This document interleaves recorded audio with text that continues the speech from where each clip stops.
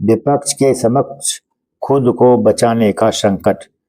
दोस्तों, हाल में हुए 5 राज्यों की विधानसभा चुनावों में बंगाल में ममता बनर्जी, तमिलनाडु में एम.के. स्टालिन, असम में गौरव गोगोई जैसे बड़े नेताओं को मिली हार से विपक्ष खेमे में खलबली सी मच गई है।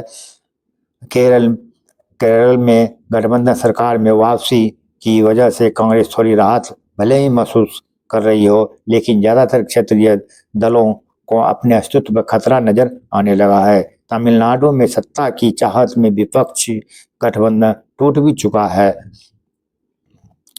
कांग्रेस ने डीएमके का वर्षों पुराना साथ छोड़ दिया और नई पार्टी टीवीके का दामन थाम लिया। दूसरी तरफ ममता बनर्जी को विपक्षी एकता, खासकर इंडिया के याद आने लगी है।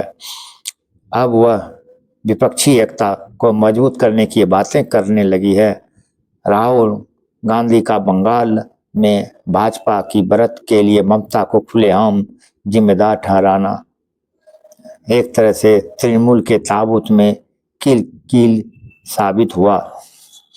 वर्ष 2024 में आम चुनाव के पहले विपक्षी दलों को एक मंच पर लाने और भाजपा विरोधी मोर्चा बनाने की कोशिश तो हुई, लेकिन विपक्षी दलों में आपसी टकराव और वर्चस्व के चलते वह हकीकत नहीं बन पाए। 2023 में पटना में बिहार के तत्कालीन मुख्यमंत्री नीतीश कुमार की अगुवाई में विपक्षी मोर्चा बनाने का फैसला तो हुआ, लेकिन नेतृत्व के मुद्दे पर एक राय नहीं बन पाई। दरअसल कांग्रेस विपक्षी राजनीति की लगाम खुद के हाथ में ही रखना चाहती है। ममता बनर्जी, अखिलेश यादव, अरविंद केजरीवाल और एम.के. स्टालिन का साथ तो उसे चाहिए, लेकिन इनमें से किसी को भी नेतृत्व उसे गंवारा नहीं, जिसमें विपक्षी एकता का राग बेसुरा हो गया है। इसका परिणाम बीते लोकसभा चुनाव में दिखा भी। फिर विपक्षी एकता की कमी के चलते हरियाणा, महाराष्ट्र और बिहार के चुनाव में भी भाजपा ने बाजी मार ली। रही सही कसर हालिया 5 राज्यों के विधानसभा चुनाव में पूरी कर दी।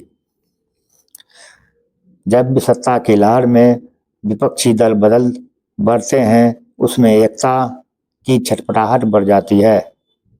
मुख्य रूप से यह अस्तित्व का संकट टालने का फौरी उपाय होता है।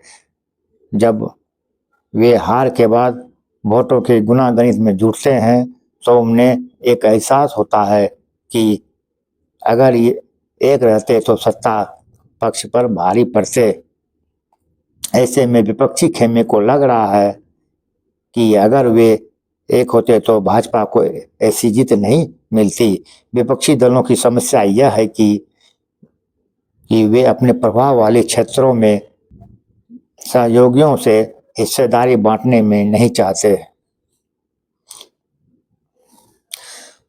मजबूत एकता के लिए विपक्ष के पास राष्ट्रीय स्तर पर स्वीकार्य साफ छवि वाला चेहरा भी नहीं है। ममता बड़ी नेता तो है, लेकिन उनकी तुनक मिजाजी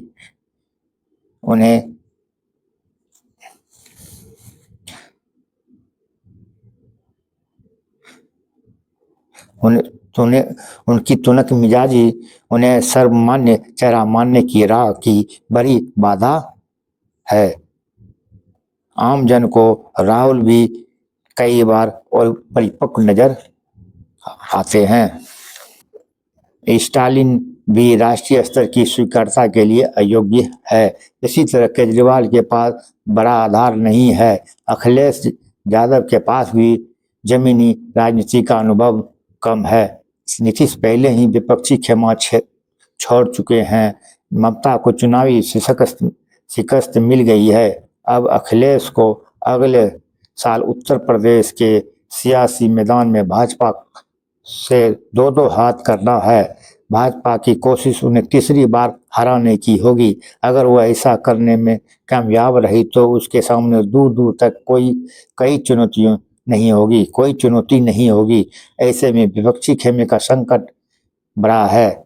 अतीत के व्यवहार से नहीं लगता कि विपक्षी दल भविष्य में कोई मजबूत मोर्चा नहीं बना सकेंगे। थैंक यू दोस्तों।